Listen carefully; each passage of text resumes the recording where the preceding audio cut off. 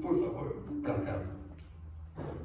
Deixa eu só orar pelo pastor Friedberg.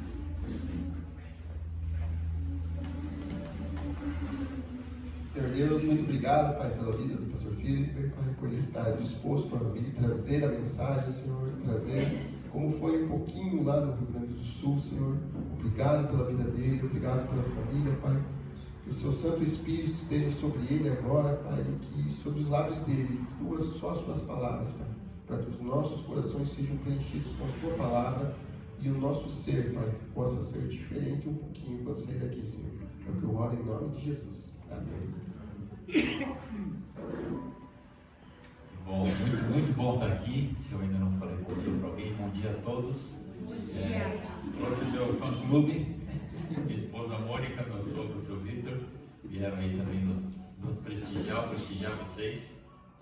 Eu acho que, eu tenho certeza que talvez somente a pastora Ana Luísa sabe, mas meu sogro já frequentou essa igreja, trazendo o pastor Peter Heinz.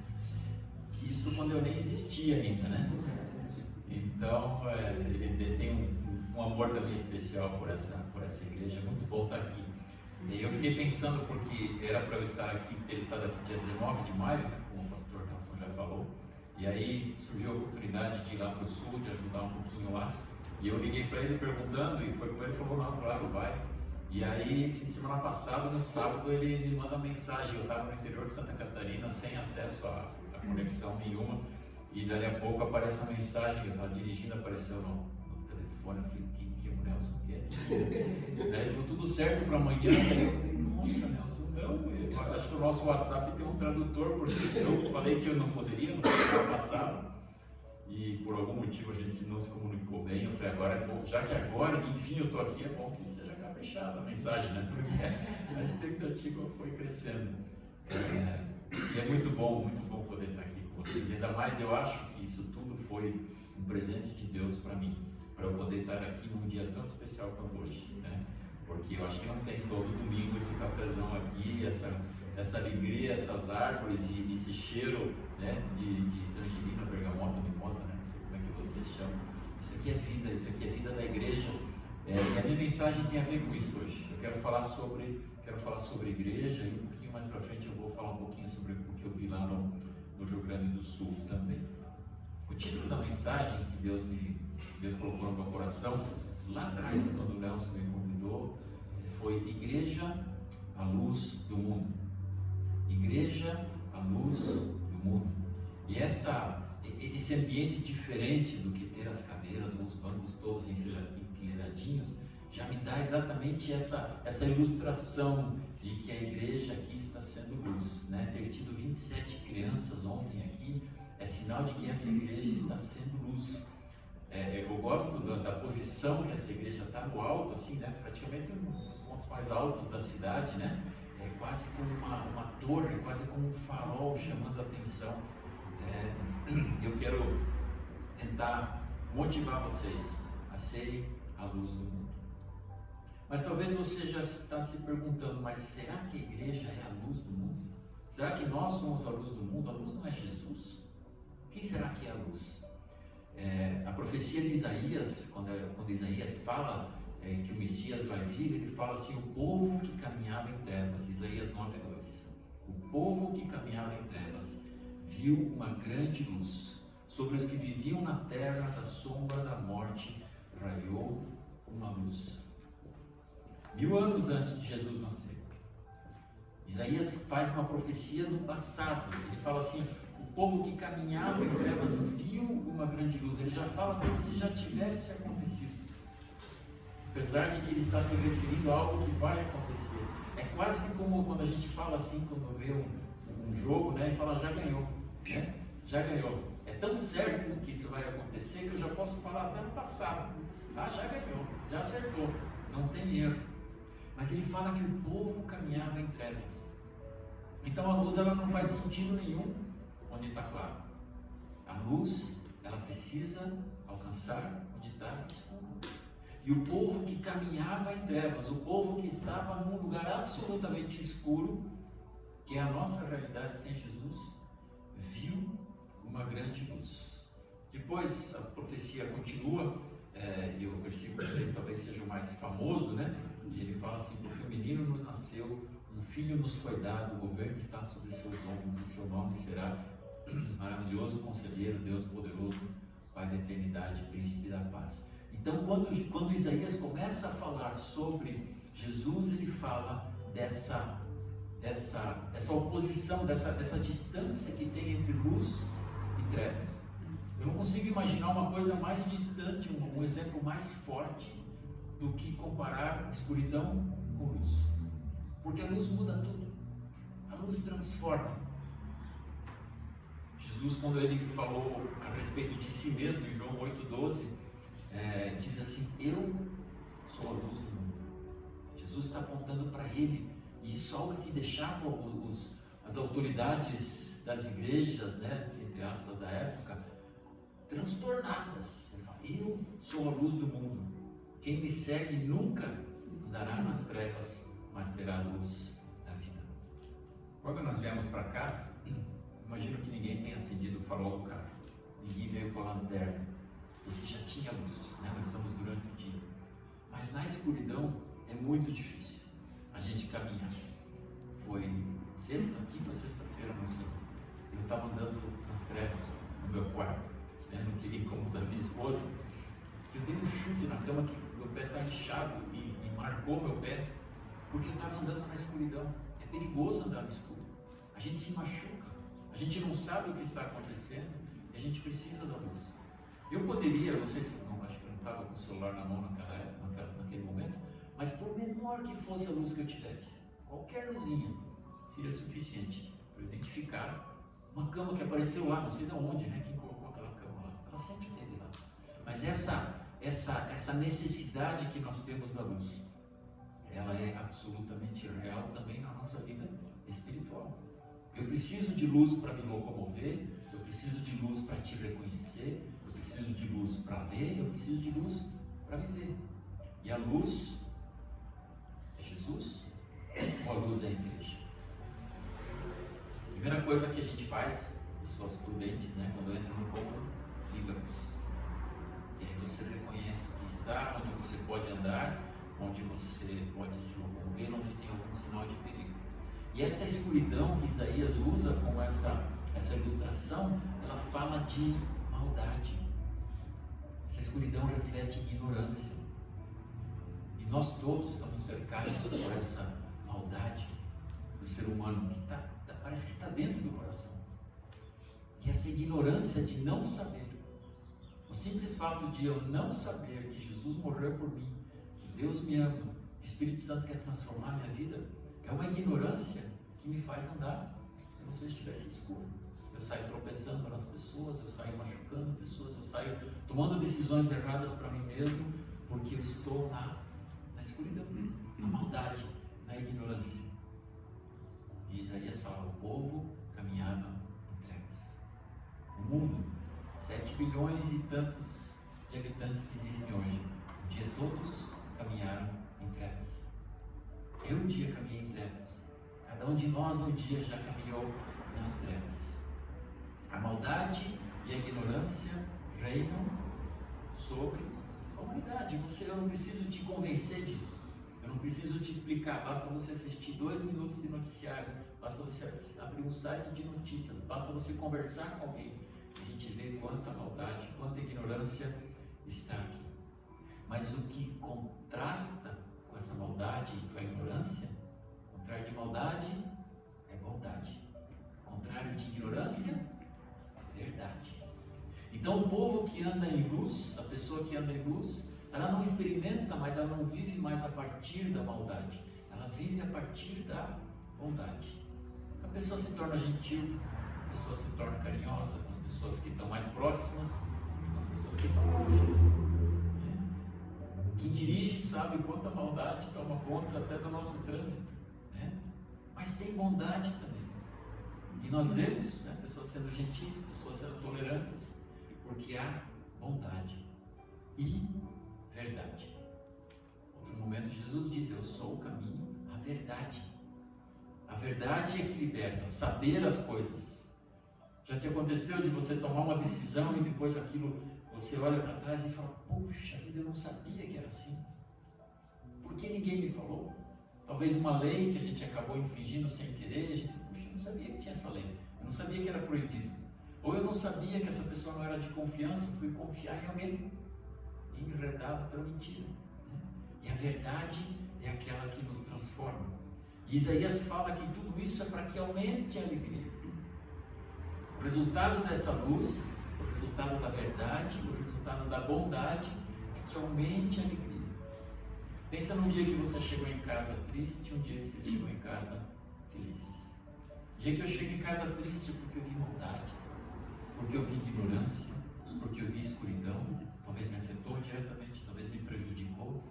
Mas tem dias que eu chego em casa, como eu vou chegar hoje, eu vou chegar feliz, falar, olha, aqui tem luz, aqui tem verdade, aqui tem bondade. Esse é o contraste, né, de quem vive no escuro e quem vive no claro. Quando João, o evangelista João, no Evangelho de João, vai descrever o Natal, João é o evangelho que menos fala sobre o Natal.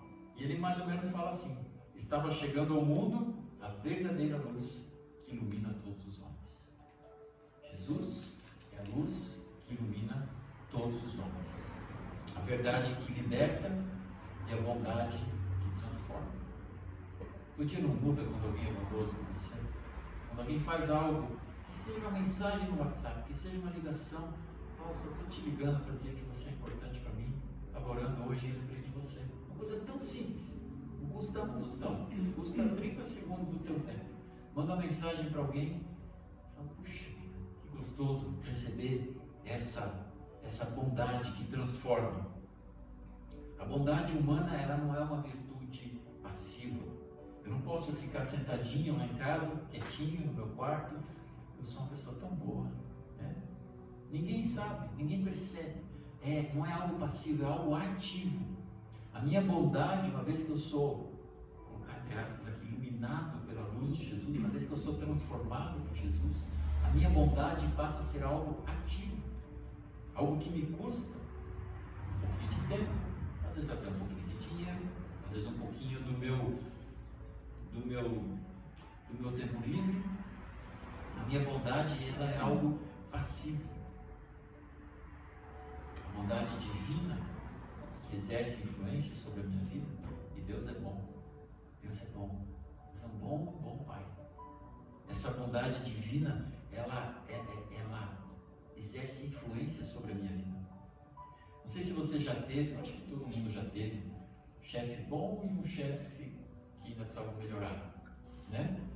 E quando você tem um líder, seja em qualquer lugar, na igreja, no teu trabalho, na tua família, você tem um líder bom, um líder inspirador, aquilo exerce uma influência. Eu trabalhei muito tempo em empresas antes de me tornar pastor, e eu tive chefes que me inspiravam. Eu falei, uau, esse cara é muito inteligente, ele sabe muito bem o que ele faz. E muitas vezes eu penso, o que será que aquele cara faria no meu lugar? Mas eu também tive chefes que, eu vou usar uma frase do meu sogro agora, né? Ele fala assim, ninguém é tão ruim que não sirva nem de mau exemplo, né? Então é uma pessoa que servia de mau exemplo. Eu não faça assim, porque, né? E a gente via os frutos na vida dele, na motivação da equipe, nos resultados da empresa. A bondade, ela transforma. Nós estamos debaixo da influência desse Deus. Se você vem para o culto domingo de manhã, se você gasta tempo na sua leitura diária de oração, se você se envolve na igreja, enfim, se você faz todas essas atividades que não são para cumprir tabela, a gente não faz isso para merecer nada, para ganhar nada, a gente faz isso porque essa bondade já me influenciou. Eu não venho para a igreja para ser amado por Deus, eu venho para a igreja porque Deus me ama. Eu não trabalho na igreja para ver se eu ganho uns pontinhos, se eu ganho um cafezinho no check-in lá no céu quando eu chegar lá. Eu faço isso porque Deus já me amou. E essa bondade dele, ela vai desbotando em nós, ela vai contagiando, ela vai nos transformando. E nós precisamos agir nessa bondade. O título da mensagem é que a igreja é a luz do mundo, mas agora eu só falei por enquanto de Jesus, a luz sobre nós. Mas eu quero falar um pouquinho sobre a igreja em ação. Depois eu espero conseguir conectar as duas coisas para que isso faça sentido sobre a sua vida. Igreja é um tema apaixonante para mim. Eu sou apaixonado por igreja. Eu sou filho de pastor e daquele pastor que estava sempre na igreja. E quando meu pai viajava, minha mãe levava a gente para a igreja. A gente morava lá no Uberaba, pegava 2 ônibus domingo de manhã para vir aqui para a igreja ali no Água Verde. A gente não tinha o hábito de faltar culto, não se falta culto. E não é só o ir para o culto, é se engajar na igreja mesmo, é fazer tudo o que estava à disposição. Eu venho dessa, graças a Deus, eu nasci numa família que sempre teve essa clareza: nós vamos servir a Deus em todas as formas possíveis. E eu aprendi a amar a igreja, a respeitar a igreja. Eu gosto de observar a igreja. Eu vou citar aqui alguns exemplos de igreja, um pouco, talvez, pitoresco, mas para a gente refletir um pouquinho sobre que tipo de igreja eu sou. Não quero falar nem bem nem mal dessa igreja aqui, mas que participação eu tenho na igreja. Tem igreja que é chamada igreja em férias. A pessoa só vem quando tem tempo, a pessoa só vem para curtir, né? Se o tempo estiver bom, férias está bom. Se chover, é melhor ficar em casa. Esses dias eu ouvi uma boa igreja STF. Já ouviu igreja STF? Só se preocupa em julgar os outros. Isso aqui está certo, isso aqui está errado, você não isso, você aquilo. Se não veio para a igreja, só já está controlando, só está preocupado em julgar os outros. Tem igreja em modo avião, sabe aquele modo avião do celular que você coloca e não se comunica com ninguém? Que daí não entra nem Wi-Fi nem dados. Na igreja em modo avião. Eu não quero contato com as pessoas ao redor, né? A gente se basta. Passamos por um tempo bem difícil nos anos 2020, 2021, da Covid, né? E ali eu aprendi sobre uma igreja assintomática. Lembra quando a gente estava vivendo aquela loucura, aquela tragédia que era a pandemia, e aí de repente vinha alguém e falava: eu tenho Covid, mas é assintomático. E a gente achava bom, claro, né? Os sintomas eram ruins, os sintomas... Mas tem igreja que é assintomática. Igreja que tem Jesus, mas não evidencia ninguém, né? Você olhava para uma pessoa com a enfermidade, parece que não tem, né? E tem igreja que é assintomática. Tem gente que é assintomática. Tem Jesus no coração. Tem Jesus no coração, mas não tem evidência. A igreja sintomática é aquela silenciosa, sem mudança de vida, que não sente dor. Alguns chamam até de igreja inofensiva. Uma igreja que não desafia as pessoas, uma igreja que está mais preocupada em buscar agradar as pessoas. Mas as crises mudam a nossa vida. Tenho certeza que cada um de nós aqui já passou por mais de uma crise que me transformou. Uma dificuldade, um desafio, uma situação que eu não queria estar, mas que quando eu olho para trás, Deus usou aquela situação, tenha sido ela causada por uma decisão errada minha, por alguém que errou sobre mim, ou até algo que eu não tenho controle, mas que mudou a minha vida. E agora eu quero falar um pouquinho sobre o que eu vi lá no Rio Grande do Sul. Eu não quero gastar muito tempo falando sobre terras do que eu vi lá, mas havia ali uma tragédia, muito tempo ainda vai haver uma tragédia gerada pela natureza. Havia ali, ou há ali, uma série de tragédias humanas. E quando a gente vai conversar com famílias que foram afetadas, que estão desalojadas, elas já viviam suas próprias dificuldades, não eram pessoas que estavam, na sua grande maioria, como a gente fala assim, vivendo em berço esplêndido. Já tinham as suas lutas, seus desafios de relacionamento na família, financeiros, e aí vem uma tragédia sobre a tragédia.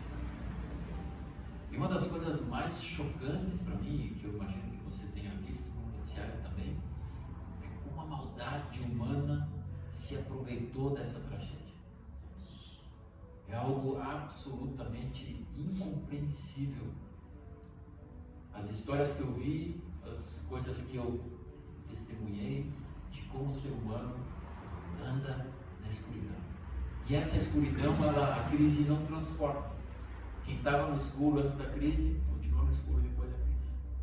É como você ter uma mimosa dessas, boa e uma ruim.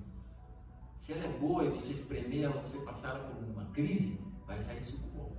Se ela está podre por dentro e ela passar por uma crise, vai sair um suco que ninguém vai querer tomar. E a tragédia estava lá. Mas como eu falei, eu não quero colocar o foco na tristeza nem na tragédia, mas eu quero colocar o foco sobre a luz. Uma das coisas que a gente fez enquanto estava lá, e tem gente fazendo isso até hoje, se você quiser, tiver a oportunidade de se conectar de alguma forma, quiser saber como ajudar o povo de lá, vem falar comigo. Tem gente muito séria fazendo algo muito de Deus lá. E uma das coisas que eu fiz foi visitar igrejas. Então a gente passava o dia inteiro sentado dentro do carro, e cheio de donativos que estavam lá organizadinhos, e a gente ia levar para igrejas. A gente passava na frente de uma igreja, batia na porta, estava precisando de alguma coisa, igreja de qualquer denominação.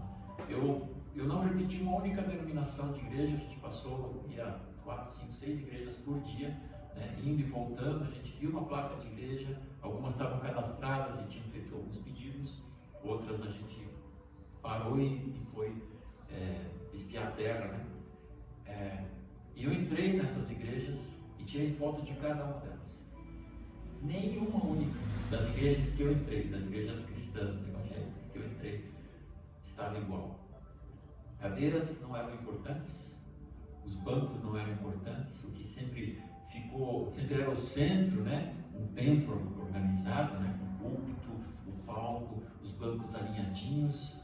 Nenhuma igreja ficou igual. Algumas eram um albergue e tinha famílias morando dentro da igreja, outros eram depósito de água potável, que é algo extremamente necessário lá, né? Na maioria dos lugares a Sanepar deles lá não consegue fornecer água. Outros eram depósito de roupa, depósito de comida, cozinha comunitária, como é que chama? Hotel de pet, né? Lugar para cuidar de cachorros e gatos, famílias morando lá. Tinha uma igreja, ela talvez tivesse metade do tamanho dessa aqui, talvez um pouco mais da metade. Ela transformou o templo dentro dela, com algumas lonas e cobertores, em quartos para famílias ficarem. Por não sei quanto tempo. Eles não vão ter culto naquela igreja por um bom tempo, porque eles acolheram as famílias. Tinha uma cozinha bem improvisada, debaixo de uma lona, com gente fazendo fogo com carvão no tijolo, preparando 1000 marmitas por dia. E todo mundo ali na região, a gente visitou várias cidades, todo mundo na região sabe, se você tem alguma dificuldade, procura uma igreja. Porque na igreja você vai achar água, você vai achar comida, você vai achar roupa, você vai achar um cobertor, você vai achar remédio, você vai achar alguém que ore por você, você vai achar um abraço. As igrejas lá no Rio Grande do Sul, eu ouso dizer que jamais serão as mesmas, porque os cultos de uma certa forma pararam. Eu não estive lá no domingo era o dia que a gente estava na estrada voltando, mas eu tenho certeza que não havia a menor condição de eles celebrarem um culto como esse. Uma das igrejas que a gente quis visitar não deixaram a gente entrar, e eu fiquei assim, puxa, a gente veio trazer os remédios que vocês pediram, o porta-mala do carro estava cheio de donativos. Ele falou, não, eu não entendi o processo, mas essa igreja acolheu mulheres com medidas protetivas que estavam, né, numa situação complicada com seus ex-companheiros, e essa igreja então tinha escolta policial por fora, né? A gente só pôde entregar uma série de donativos ali pela grade mesmo, porque essa igreja, sem que nunca tenha trabalhado com esse tipo de coisa, estava protegendo mulheres e suas crianças. Nenhuma igreja que eu visitei tinha uma área para ajuda. Vamos separar esse cantinho aqui, né? Vamos usar a parte do salão de trás. Cada igreja entregou todo o seu espaço para servir. E aí tem algumas histórias que me emocionam quando eu lembro de como essas igrejas se disponibilizaram. Teve um pastor que ele falou, quando ele viu a dimensão daquela tragédia, ele falou: minha igreja vai se tornar um centro de distribuição de mantimentos, de roupa, de comida. E ele abriu as portas no dia seguinte ao evento todo. Ele tinha em cima da mesa 5 sabonetes. Ele falou: eu vou virar um centro de distribuição, porque a vizinhança que precisa, a igreja estava um pouquinho acima, estava privilegiada e não foi atingida. Ele abriu 5 sabonetes. E passou um carro dessa missão que a gente estava envolvido lá, Aliança Evangélica Cristã. E passou lá: pastor, você está precisando de alguma coisa? Ele olhou assim: tudo, fora sabonete eu não tenho nada. E aquela igreja virou quase um supermercado de tanta roupa, de tanta comida que ele recebeu. Pastor de uma igreja de irmãos menonitas, isso lá em Porto Alegre, a casa dele foi inundada e ele foi então se esconder na igreja. Ele foi se refugiar com a família na igreja. E quando ele viu, tinha mais 3 famílias, coincidentemente todos da Venezuela, que acabaram morando com ele, uma área mais ou menos desse tamanho ali dentro. E o dia que nós chegamos lá, nós saímos daqui de manhã, fomos direto lá com o carro cheio de donativos. E aí, o dia que nós entregamos lá, ele falou assim: olha, dessas 3 famílias, 2 pais de família perderam o emprego hoje à tarde, porque as empresas lá, não estão podendo trabalhar. Um outro pastor, ele estava fora vendo assim, ele estava transtornado com a tragédia que ele viu, e a água chegou bem pertinho da igreja. Imagine que a água veio subindo de lá e chegou, ele estava, como se diz assim, na linha d'água. E aí, naquele lugar da linha d'água ali, é onde as pessoas eram resgatadas, e tudo que saía da água passava pela frente da igreja, e ele ficou ali como se estivesse ali na rua olhando aquilo. E saíram 2 famílias que tinham sido resgatadas por um barco, então elas têm que descer do barco com água por aqui e sair. Só as famílias, as crianças no colo, mais nada. E essas famílias se perguntando: onde que a gente vai agora? E ele disse: ele tinha uma senhora do coque, sabe aquela tia do coque que vai na igreja, aquela tia querida, e ela estava parada ali, ela falou em voz alta para a família ouvir, falou para o pastor: pastor, nós temos que acolher essas famílias. E as famílias olharam: sério?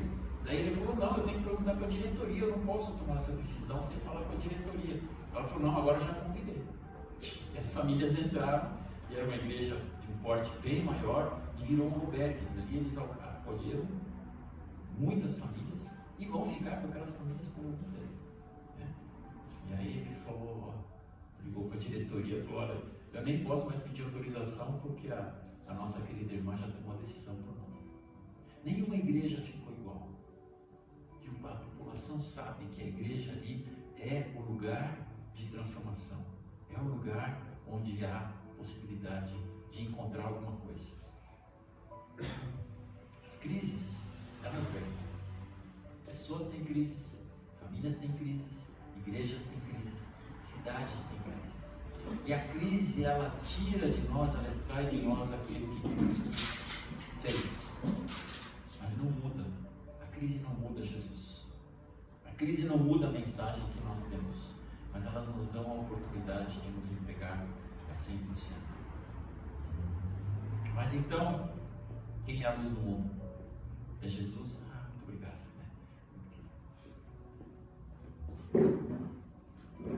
Quem é a luz do mundo? É Jesus ou é a igreja? E olha o que o próprio Jesus fala em Mateus 5,16: assim brilhe a luz de vocês diante dos homens. Jesus falou: eu sou a luz do mundo, mas eu quero que a luz de vocês, que obviamente nós recebemos dele, mas eu quero que a luz de vocês brilhe forte diante dos homens, para que vejam as suas boas obras. Obras de bondade. Lembra que eu falei da bondade que me influencia, a bondade de Deus que me transforma? A minha obra de bondade, ela precisa ser vista.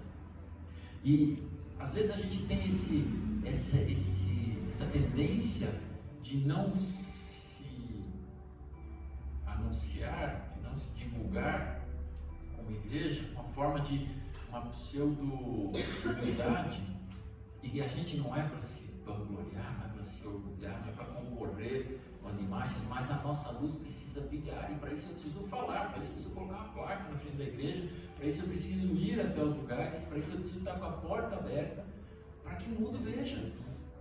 Porque quando eu volto lá no meu quarto, como eu falei antes, eu sou uma pessoa muito bondosa lá. Eu me dou bem com todo mundo quando eu estou sozinho no meu quarto, né?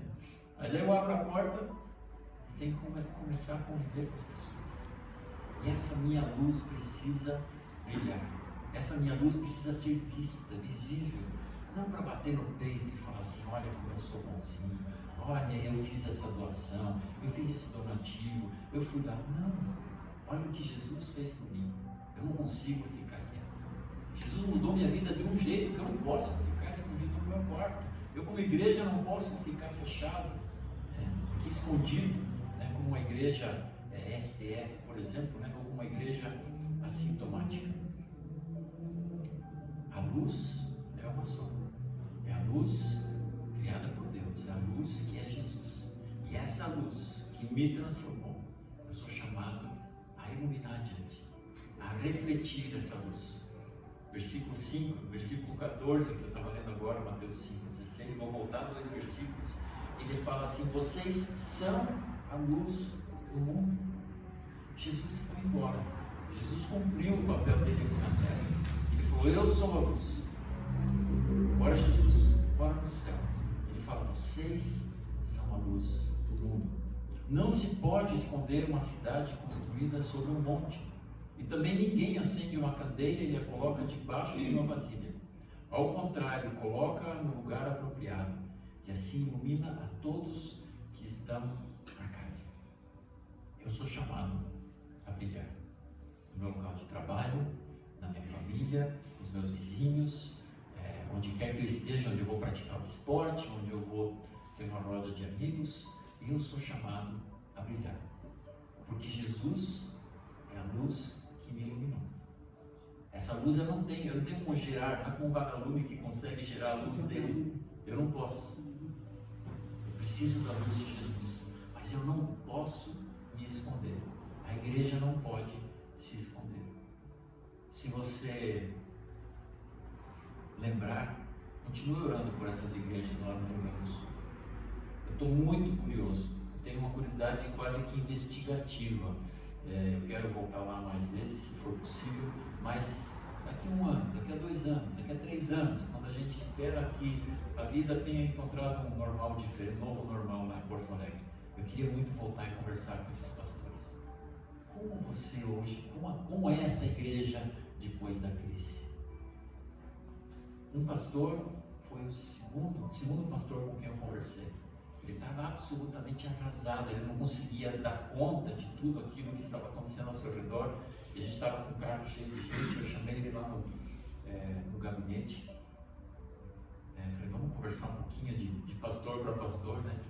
E ele falou, isso aqui está sendo uma lição tão grande para o povo gaúcho, está sendo uma lição tão grande de ver o Brasil abraçando. A gente viu no caminho caminhões do Pará, caminhões do Amapá, caminhões do Tocantins e de todos os outros países, estados, Minas Gerais, Goiás, levando donativos. O Brasil abençoando esse povo gaúcho. Ele falou, se a igreja gaúcha aproveitar essa oportunidade e se deixar ser transformada.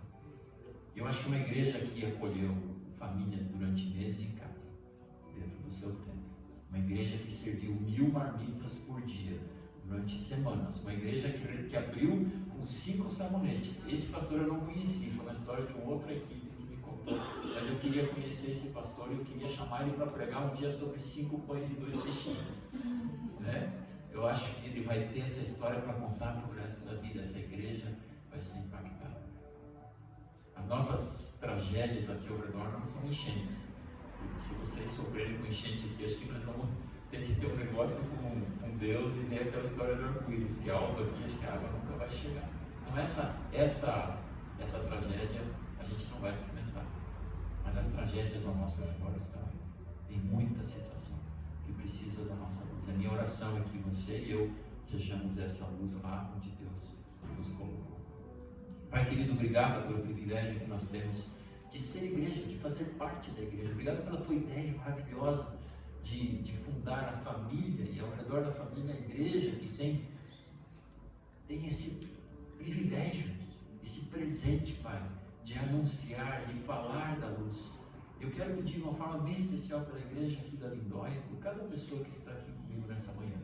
Ó Deus, que a luz brilhe forte, que nós saibamos como deixar que essa luz nos transforme e que essa luz possa refletir, que não sejamos acanhados, que não sejamos envergonhados ou até uma falsa humildade de não querer falar, mas que tenhamos essa ousadia que teu Filho nos desafiou para falarmos dele, para falarmos daquilo que Jesus fez por nós, daquilo que Jesus quer fazer nas tragédias que estão aqui ao nosso redor.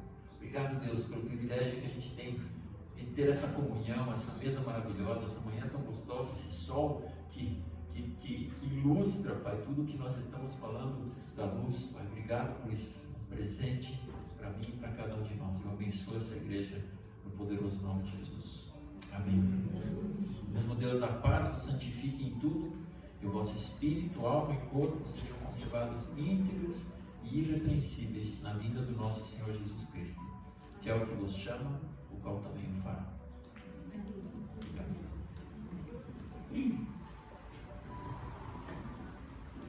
Bom dia, pessoal. Não sou pastor, não, tá? Eu ali fora. Mas eu queria dizer só uma coisa. Hoje, ainda à noite, a gente vai lá na Menonita Vive. O nosso pessoal do nosso louvor aqui vai lá na Menonita Vive. E quem não tem carro para poder ir, a gente vai se encontrar aqui na igreja às 6 horas, para que a gente possa levar o pessoal para lá também, tá? A igreja deles fica uns 20 minutinhos daqui, e aí como a gente tem que chegar lá, até ensaiar um pouquinho, a gente vai se encontrar aqui às 6 horas. Então quem puder, quem quiser, na verdade, ir lá, eu gostaria muito que todos os membros fossem aqui, porque eles vieram na nossa igreja aqui em peso e foi muito legal quando todos eles vieram. Então, se vocês quiserem ir também, falem comigo, com o Renato, com o pastor, com o Dedé também. A gente vai todo mundo se encontrar aqui para tentar pegar o pessoal às 6 horas e já partir daqui para ir lá na igreja deles. O culto deles começa às 7 horas e termina às 8, é bem rapidinho, então acho que seria legal se todo mundo pudesse ir, não vai ser um tempo tão grande que vai ser tomado de vocês. Mas então é isso, um bom domingo a todos, muito obrigado por terem vindo na igreja.